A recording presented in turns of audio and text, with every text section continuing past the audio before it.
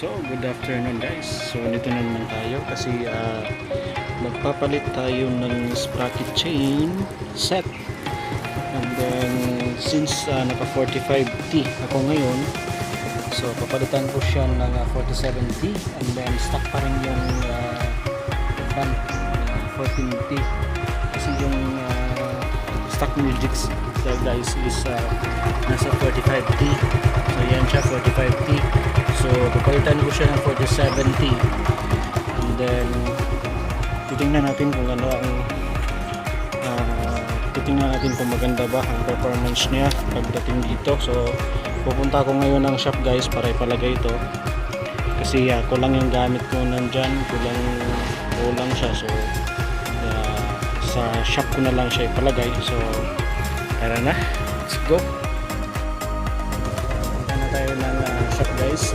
Hindi na ako nag-helmet kasi malapit lang naman. So yung ginagawa ko ngayon is cellphone holder ko na nasa motor ko. So ito lang muna yung gamit ko ngayon ng shop. So tara guys.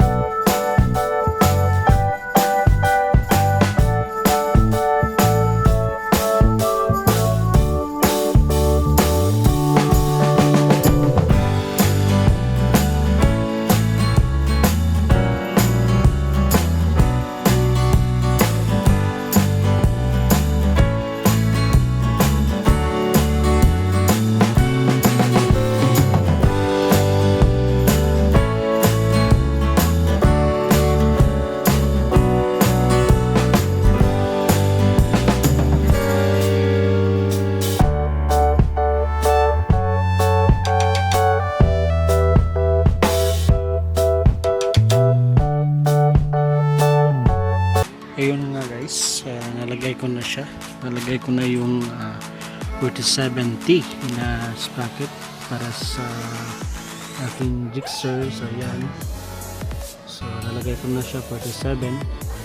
Saka bago lahat guys yung nilagay ko, kaya malalaman natin bukas pag uwi ko. Itatry ko yung speed niya, kung magkano yung kaya niya, at saka yung gas consumption kasi nag-iba tayo ng sprocket parang nag-lose speed. So bigyan ko na lang kayo ng update tungkol dito guys. So sa mga di pa pala nakapag-subscribe sa aking channel, so don't forget to subscribe guys.